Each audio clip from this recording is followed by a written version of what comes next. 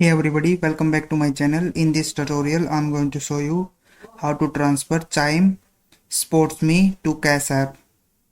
So first let me tell you about Chime SportsMe. Chime SportsMe lets you overdraft your Chime card, meaning you can take out a bit of extra cash from ATM even if you don't have enough balance. So to transfer your Chime SportsMe funds to Cash App, what you need to do is just go to an ATM and then withdraw some cash from it, and then you can take that cash to a place where Cash App deposit are supported, such as Valgreens. So you can just go there and then you can load that cash into your Cash App card.